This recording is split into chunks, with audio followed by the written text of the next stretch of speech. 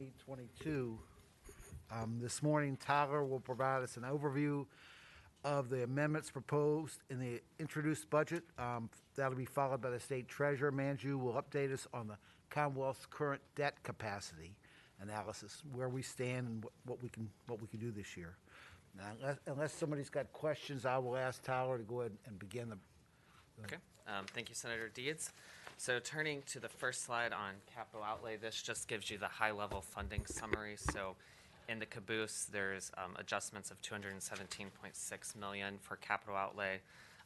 Most of this is in general fund cash, $211.4 million.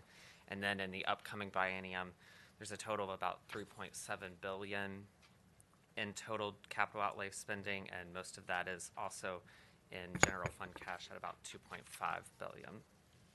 This just gives you the high-level summary. So in the caboose, most of that general funds are related to supplementing previously authorized projects for inflation.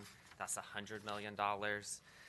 And then the prevailing wage from the 2022 session, that's $80 million. And we'll have DGS later in the session to talk about the inflation increases. In the big bill going forward, there's $100 million over the biennium to supplement previously authorized projects for any cost overruns. That's $50 million in each fiscal year. There's $914 million approximately over the biennium for the higher education institutions and the capital construction pool. There's $522 million approximately over the biennium for standalone construction improvements or planning at state agencies or higher education institutions. There's $354 million over the biennium for central maintenance reserve. There's $283 million in general funds for the port to enhance the northern portion of the Norfolk International Terminal and for a lease related to wind turbines. And Jason has more information about that as the transportation analyst. There's $112 million over the biennium for the state agencies in a capital construction pool, $100 million deposit to the Stormwater Local Assistance Fund. There's $76 million over the biennium for central planning of about 20 projects. There's the continuation of the tech talent workforce programs at the higher ed institutions. This is $32.9 million. That's for capital and equipment projects. And then there's $31 million the first year for furnishings and equipment for capital projects that are coming online. Going into a little more detail, I'm not going to talk about the two supplements that I mentioned at the caboose, but there's also a supplement for the existing tech talent workforce projects related to Amazon. There's $8.7 million in general funds at Virginia Military Institute for cadet safety and security. This is based on the equity audit of the institute and included in their VMI's One Core, One VMI plan. There's a supplement for Christopher Newport's Integrated Science Center.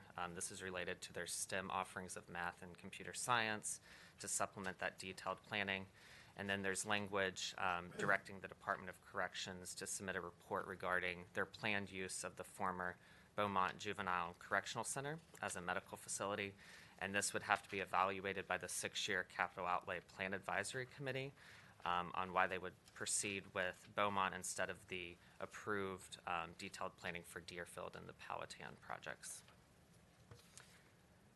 Turning to the big bill on slide 5, this just shows you how the 3.7 billion breaks out kind of by categories. You see most of it is in the construction and existing facility improvements, and it's mainly in general fund cash this year.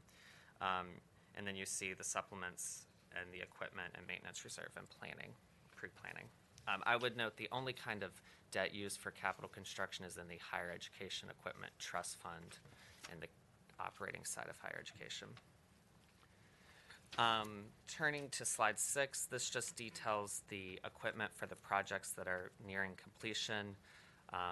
Various state parks are coming online, so renovation of those and equipment for that. VMI's construction of the core physical training facility, their aquatic center is coming online. Longwood, the renovation of their environmental health and safety facility. Radford University Center for Adaptive Innovation and Creativity, ODU, Health Science Building, and VCU has a STEM building. And then VIMS has a new research facility that's coming online. In the big build, there's 124 supplements for central capital. I mentioned the $100 million for any cost overruns for previously authorized pools. There's also a supplement at the Library of Virginia to for their enhancing their record storage facility in Henrico, the $16.6 million. And then there's $3.4 million for VCU's water storage. This is from the 2013 session budget. VSU hasn't been able to find non-general funds to cover the portion, so this would be providing them general funds to meet that. And then you see the 32.9 for those existing Amazon Tech Talent projects. The next slide just details the new planning projects in Central Capital and the pool. I'm just going to hit a few highlights on this slide, but if you have any questions about anyone, please stop me. The Division of Consolidated Laboratory Services building for DGS, this would be in Dinwiddie, public and environmental health testing. The Wilson Workforce and Rehabilitation Center would be replacing their dorm and instructional building. There's two projects at VSU to work with. One, the renovating of Virginia Hall would be HVAC repairs at their admin building. There's two projects at Norfolk State related to a preschool academy and a new physical education center. There's the renovation of McConnell Hall at Radford, that's their library, and then also the library at the University of Mary Washington. At University of Virginia Wise, there's the renovation of the Darden Hall. This is related to their education, computer science, and software engineering. Senator Howe. On University of Mary Washington, is there anywhere either planning money or construction money for the arts complex? Senator Howe, no. Okay, thanks.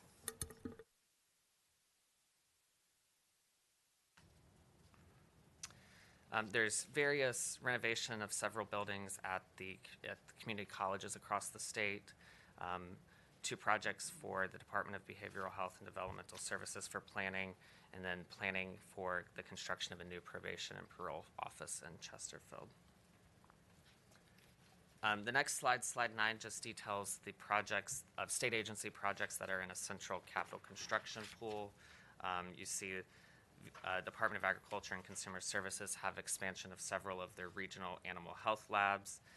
The Department of Behavioral Health and Developmental Services, the renovation of Eastern State Hospital. So this would take a current facility area that's used for geriatric population and be converting it to handle adult mental health patients. So there's different needs for those populations. There's DCR projects for construction of a new visitor center at a state park, and then also improvement at Kiptopeke for the boat ramp. And then there's additional standalone DCR projects later in this presentation I'll talk about. There's Frontier Culture Museum. This is the construction of the Crossing Gallery. So this would be removing 5 facilities and then consolidating them into about one facility and connecting the outdoor spaces so the museum is more accessible all year round. There's construction of a few area offices at the Department of State Police. And then at the School for the Deaf and Blind, there's the renovation of their gym, which would provide it with HVAC. The school did not receive HVAC funding like other school divisions, so that would address some of their HVAC issues with the pandemic. And then they would like a construction of a storm shelter and safe room. The next slide, slide 10, details the higher education projects in the Central Capital Pool. Most of these have gone through planning, but there are a few that are new additions that have not. And then mainly those are at the community college system. The community college system built projects have not been gone through planning yet? Yes. Okay. Now moving on to just the standalone projects. These are the education general fund capital outlay proposals that are standalone on slide 12. You'll see most of these are either improvements to infrastructure, renovations of halls. I would point out there are 2 projects at Norfolk State that are proposed to be funded with general funds. These are the residential housing and then the dining facility. Typically these facilities usually go through a feasibility study, and then 9C debt is issued for them because they have fees associated with those buildings, dining and housing fees. And then, so that is you see the total higher education general fund capital outlay. Tyler, if that's Yes. normally the way it's done, if there are fees associated with these, but we're not requiring the fees to be directed to this, we're using general fund, how come? I would say, I'll take that one. I will say, when we asked, there wasn't really a lot of information about that. Okay. So it could be that we could follow up with the institution. Okay. Department of Planning and Budget was unclear. I do know that they did not go up. We had asked Treasury, they had not gone through a feasibility in the past, and I think there had been some discussion last year about that, but we will follow up with the institution. Okay. And then at the bottom of the table, you see the other education agencies, small funding at Gunston Hall to deal with their Virginia history exhibits, several shoreline restoration, renovation of the special exhibition gallery, and an upgrade of the security system at the Jamestown Yorktown Foundation. The next slide, slide 13, just details the higher education non-general fund supported projects. So the first half of the table deals with planning with non-general funds for the higher education institutions. The second one, the University of Virginia, the construction of the Center for the Arts. This is their Emmett Ivy corridor and building a new arts center there, and that would be non-general fund planning. Then at Virginia Tech, there's the expansion of the Virginia Tech Carillion School of Medicine and Fralin Biomedical Research Institute, just new demand at the medical school and for that research facility. And then at the bottom, there is also additional non-general funds for projects related at JMU to housing, Virginia Tech also dining and academic space, and then at Radford for combined heating and power generation facility. Slide 14 just details the 9C and 9D revenue bonds. So you see most of the 9C is supporting the housing. One for the Virginia Tech, the HIT Hall, which is a pretty large project, but mainly supported by dining fees and some academic revenues. And then you have facility improvements at JMU, William & Mary, and George Mason.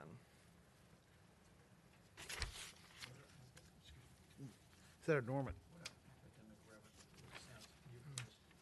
Senator Norman, that would be tuition.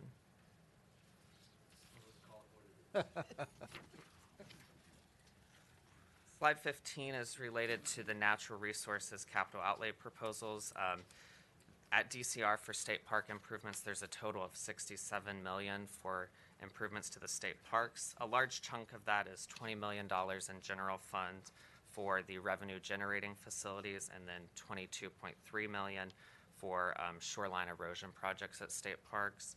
And then there are various other projects to restore or address critical improvements at state parks. Also at the Department of Conservation and Recreation, there's the Soil and Water District Dam Rehabilitation. This is for the state-owned dams of $45.5 million, and Jason has told me there is money for the local dams and the operating side at DCR. And then there's property acquisition for the Department of Wildlife Resources, and then just a reminder of that central capital deposit for the Stormwater Local Assistance Fund of $100 million. Slide 16 details the transportation capital outlay proposals. So there's like I mentioned before, at the Virginia Port, there's $266 million proposed in general funds for enhancing the Norfolk International Terminal North, $17 million for the establishment of the offshore wind turbine blade facility, and then there are various other non-general fund cash items there that are supported by the port's revenues or ability to issue bonds, which would be enhancing and strengthening the Portsmouth Marine Terminal, expanding empty yard, which would be improving rail yards at the facility, paving, and any relocation of equipment or things that need to occur, cargo handling facilities, and then procuring equipment. At DMV, there's non-general funds for the maintenance reserve, and then the replacement of the Virginia Beach Hilltop Customer Service Center, and then also at the Department of Transportation, maintenance reserve and renovation of agency facilities. Turning to slide 17, these are the other kind of standalone capital projects that don't fit within transportation or education. The first one is DGS. This is the demolition of the VEC building on Main Street for the new construction of the new state office building and parking deck. There's several kind of health and safety things at the Department of Behavioral Health and Developmental Services. And those are all things we put off last year, year before, didn't we? Yes. Yes. Yeah. Oh. There, at DOC, there's the acquisition and renovation of 2 parole offices, and then the renewing of the capital infrastructure fund of $40 million at DOC. This is for those small projects repairs, and this continues the action that was included in the 2020-22 budget. And then at the state police, there's general funds for the 4th and final installment of the STARS radio system. At Veteran Services, there's general fund mainly matching federal dollars to perform safety renovations at the veteran care centers, modifications at the four veteran care centers, and then expansion with federal funds of a veteran cemetery. And then at military affairs, there's also state matching funds to continue improvement of the readiness centers. Those are the centers where National Guard members train, and then providing state planning funds to prepare for federal project funding. And then at forestry, there's general fund dollars for acquisition of 2 tracts of property related to state forest. And then finally, these are just some of the other capital outlay actions. At DGS, there's a change in the scope for the new Supreme Court building. This includes language to expand the scope of the building to include space accommodation for the expanded Court of Appeals. There's authorization to acquire property at VMI related to the Newmarket Battlefield Historical Park through donation. And then at DGS, there's language authorizing any remaining funds from the waterproofing of the Capitol's Visitor Center, the Capitol Seal, could be transferred to the Department of General Services for Maintenance Reserve. Yes. That, Senator Norman. The new Supreme Court building for the expanded Court of Appeals, it's a ballpark number we're talking about. Senator Norman, I'll have to get a number for you. I do not know that. Well, part of the reason I asked that is when we had the discussion last year about expanding the Court of Appeals, we talked in terms of operational dollars. That's right. Nobody talked about the capital costs because of the new justices, the clerks, the administrative staff on it, which is a real, of course, then the AG said he needed 51 new assistant AGs. Right. So I'd be interested what that number is, just so we know what we're talking about. Thank you, sir. Thank you. The waterproofing project for the Capitol Visitor Center has been completed. I think it's projected to be completed soon. Okay. Yes. And they started the project with Department of General Services Maintenance Reserve, so this would be just trying to replenish that fund. Okay. Are there any other questions? Okay. Thank you, Tyler. And now we have the state treasurer. Bring on the money. Yeah. Tell us about the debt capacity. Where we stand. Good morning, Mr. Chairman, members Morning, of the ma'am. committee. Good morning. Thank you for the opportunity to present before you. If I may, I'd like to introduce my team that's behind me. Deputy Treasurer David Swinford, Richard Rodemeyer, he's manager in our Debt Management Division, and the Director of Debt Management Division is Brad Jones. All right, so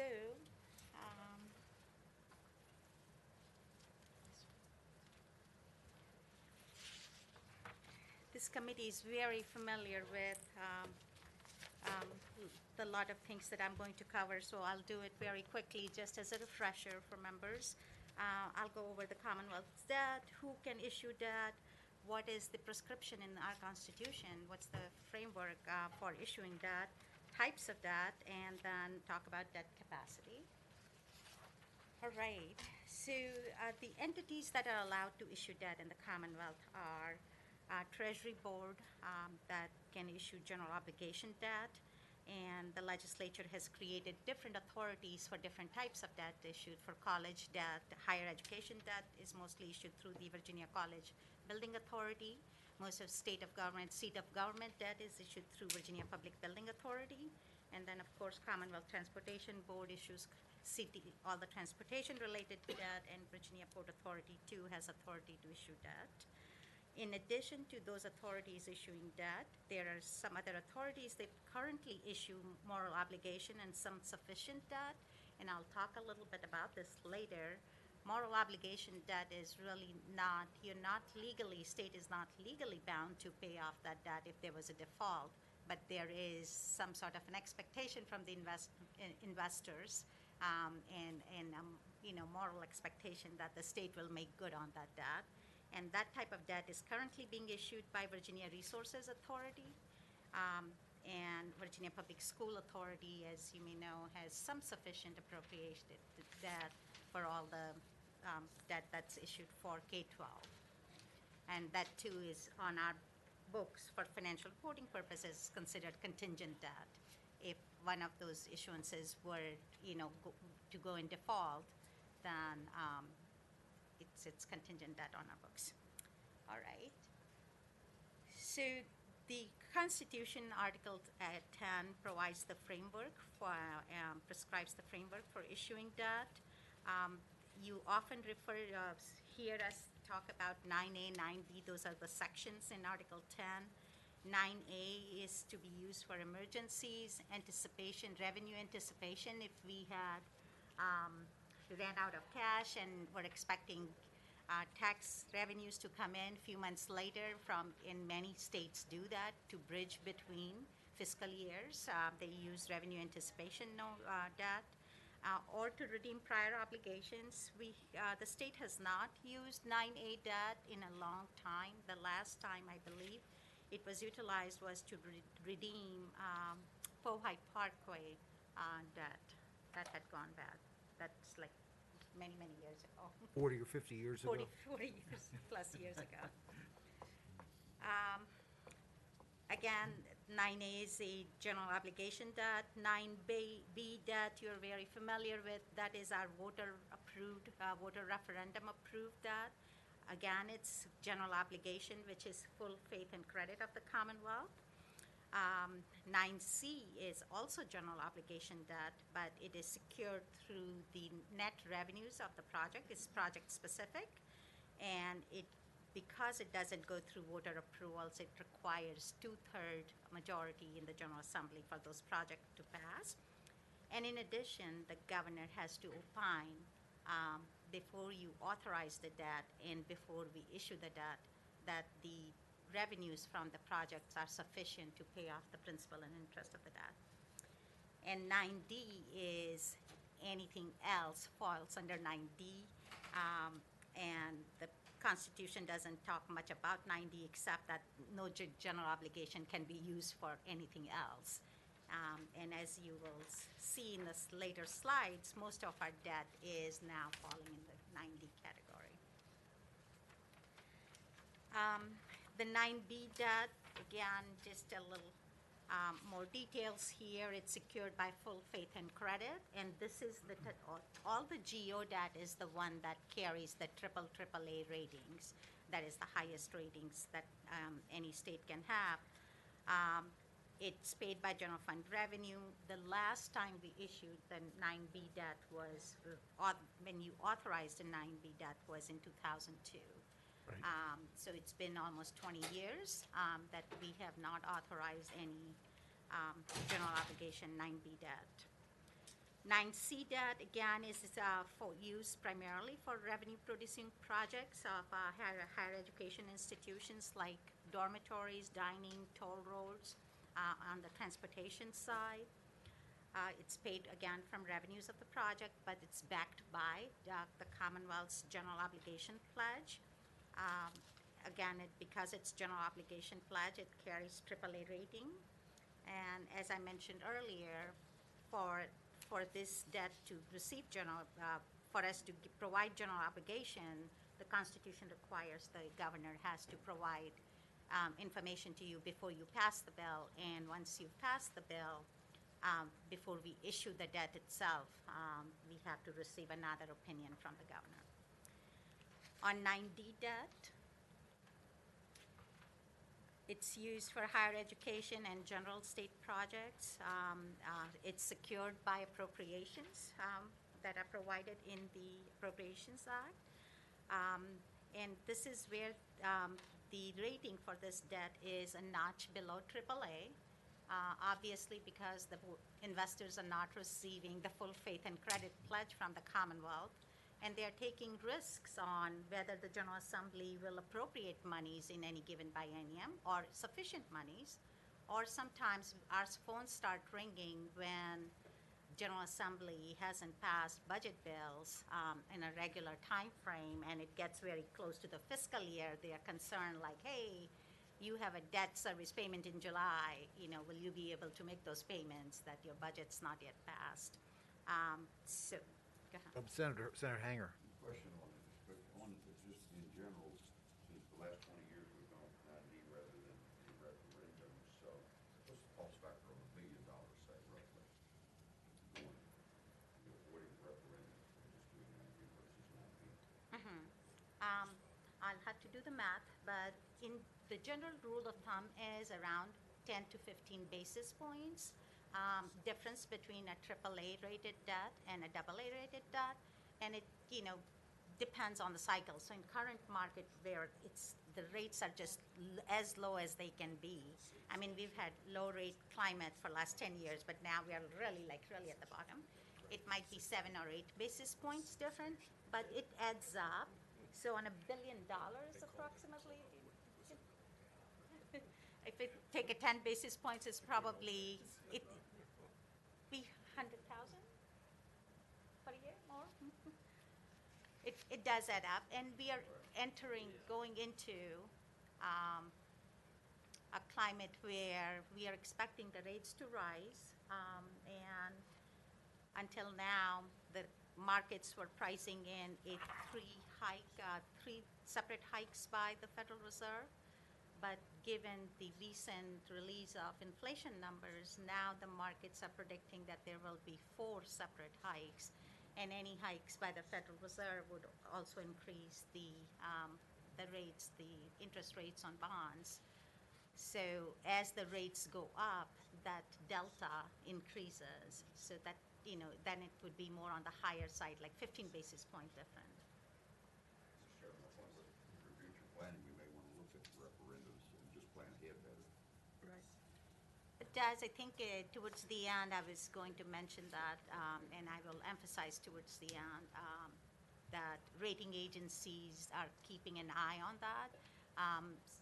Many of you have attended rating agency presentations, and they always say, like, we've noticed that Virginia hasn't been issuing voter-approved debt, GO debt, that most of our debt is 9D debt, whereas most other states, especially AAA states, issue primarily GO debt. So that's another reason we stand out in a AAA category, that we are one of those states where our GO debt requires voter referendum, whereas many other states, GO debt does not.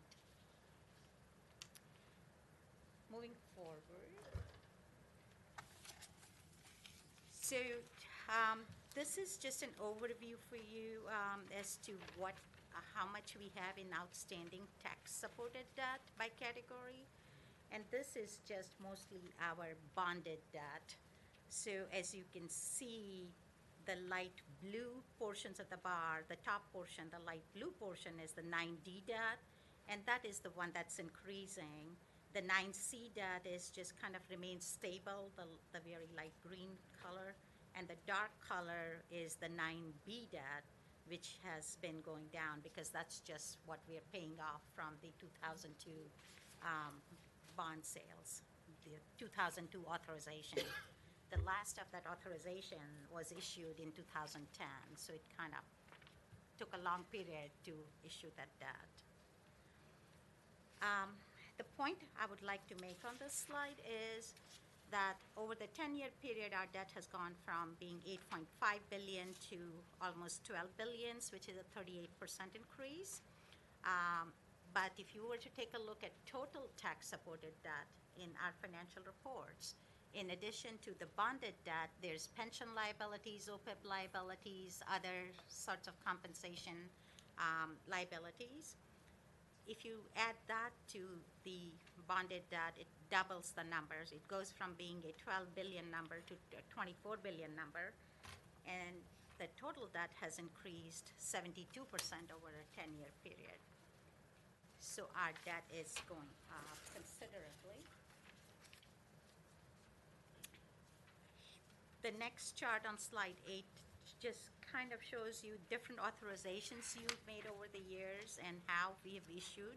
There is no correlation between issuance and authorizations. There's always a lag. Once you authorize debt, then it gets issued over a 3 to 4 year period. So the high years for authorizations have been in 2016, 2.7 billion, 2020 another 2.5 billion, but issuances, the high year for issuance was 1.8 billion in 2012 with a low of 490 million in 2020. This is always an interesting chart on page 9 is all the debt, how are we using the debt? What is it being utilized for? So the 10 billion in debt that got issued over the last 10 years, this pie chart has basically remained the same. Every year I do this presentation, these numbers overall don't change as much, which is 50% of the debt is being used for higher ed purposes, as you can see by the dark blue slice of the pie. And another big chunk, 17%, is transportation and 5% for parks and recreation, and the remaining 15, 18% for everything else. And that's kind of remained very similar over the years. Here's an interesting graph that I have not included in the presentation in prior years, but I thought it would be helpful for you to see. You probably hear about this. So the green color bar graph is Virginia. The blue color is median of 50 states, and the pink color is all the AAA states. And this is net tax-supported debt per capita. These ratios are put out by Moody's, the rating agency. And as you will note, Virginia is consistently much higher than our sister states, the AAA median states. The pink line just starts at $800 per capita, $800 per capita, and kind of is below now, 10 years later, whereas Virginia, we were $1,170 per capita in 2011, and now we are $1,750 per capita in 2020. So among our peer states, AAA states, we are much higher in our per capita debt, and we have been increasing, as you can see in the last few years, the rate of increase has been much greater, whereas the AAA median has been going down. Now, the reason for the AAA median to go down is because some additional states got added to the AAA club, and some of these new states have very little debt burden, like Indiana, Iowa, Tennessee. So they kind of pulled the AAA median down. Mr. Chairman, would you mind? I wanted to. Please. And it was back to also Senator Hanger's point about referendum. I just wanted to say, if you were thinking you wanted to do a referendum, you might want to then reduce the amount of debt you're doing in multiple years, because I think what's happened is you've consistently been doing debt, which is why Virginia's going up, which is probably different than the way it used to work, where you waited, maybe 10 years to do a big package.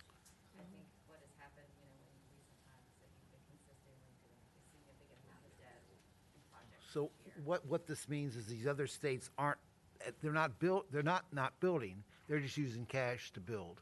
Yeah, many states do use cash to build, a greater portion, or proportionately, they are using less percentage of their revenue for bonded debt. Okay. So Moody's provides another comparative ratio which we wanted to highlight for you, which is on page 11. And it shows debt as percent of personal income. Again, Virginia used to be, is one of the higher states compared to its AAA peers. We started out in 2011 at 2.4% of personal income, our tax-supported debt, and now it's risen to 2.8%. It's just the fact that our debt has been increasing at a higher rate than our personal income, so we're kind of going up it there.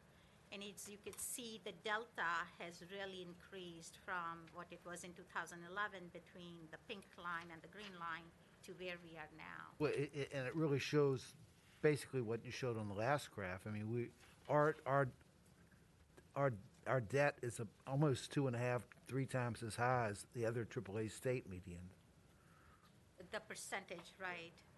Right. We are 2.8% of personal income, whereas the AAA state median, or even the 50 state median, is more, slightly below 2%, and the AAA median is 1.4%.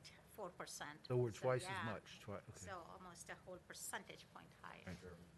Senator Hanger. And I think it's a bigger story there when we recognize that over 50% of this spending is on higher education. We, by choice, decided we wanted a great system. We got a great system, and it's costing us.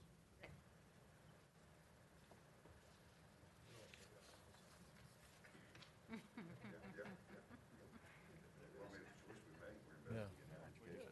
That was a major component. Yep. Just a quick background, Debt Capacity Advisory Committee. The members are all familiar with that. I'll just skip this page. Every state calculates debt capacity because it's one of the important one of the factors that rating agencies look at in giving you assigning ratings to state. It attempts issuance above capacity can cause erosion in credit ratings.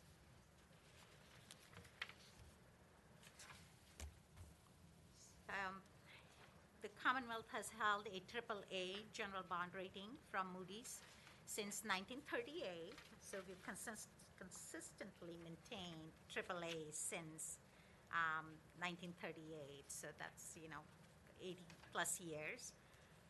Standard & Poor's since 1962 and Fitch since 1991. And I believe we just started getting those ratings from S&P in the 60s, and Fitch was added in the 90s. As we discussed below, the AAA rating is only assigned to the general obligation debt, so majority of our debt is now AA rated debt, AA plus rated debt. Going on to next page.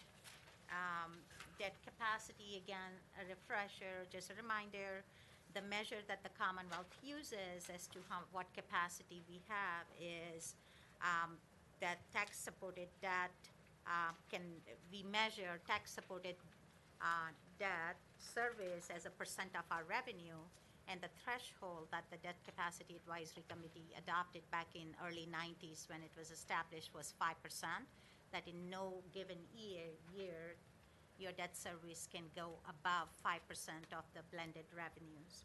And I'll talk a little bit about the blended revenues as you see on slide 15 at the bottom. It's all general fund revenues. It's general fund transfers that go into the general fund, ABC sales, that 0.375% sales tax, and some other recurring transfers, Virginia Healthcare Fund monies, and Transportation Trust Fund monies, because those are the types of tax revenues that are used to pay off the debt service, so that's why blended revenues includes all those revenue streams.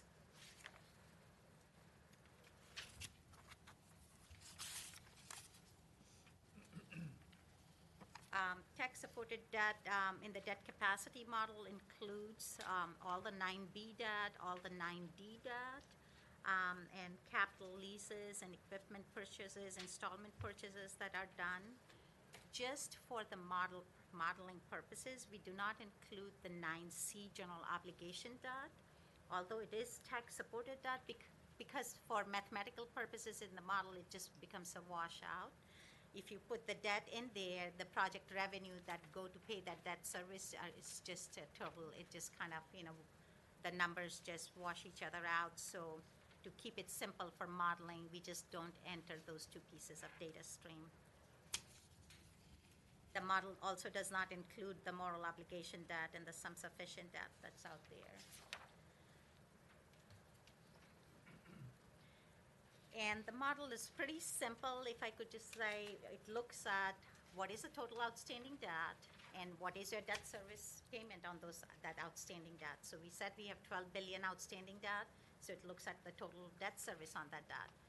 Then the model says, okay, what is the debt that you have that is been authorized but not yet issued?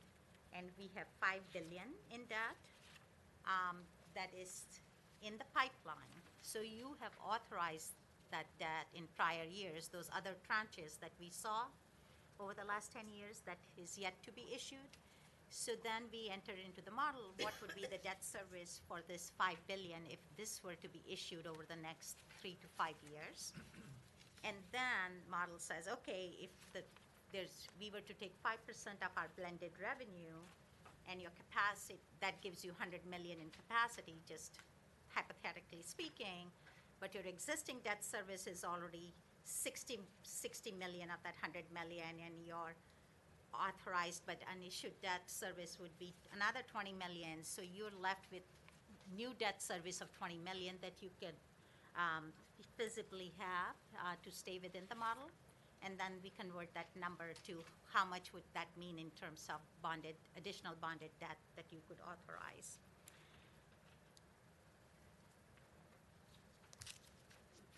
Now, the numbers in the model could change depending on if there's an economic downturn or upturn.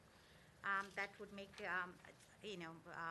result in different numbers. Any tax policy changes that are adopted by the General Assembly during the session will result in changes. Any additional authorization of tax-supported debt would change, what capacity we have. And issuance assumptions, for example, interest rates. If interest rates rise tremendously as being projected over the next 12 months, that would have impact on what debt capacity is available. But right now, the Debt Capacity Advisory Committee meets after the governor introduces his budget. So we met in late December, and the model results were that you can prudently authorize $1.1 billion in debt each year for the upcoming biennium. So this is a very high number. We haven't seen a number like this in last several years.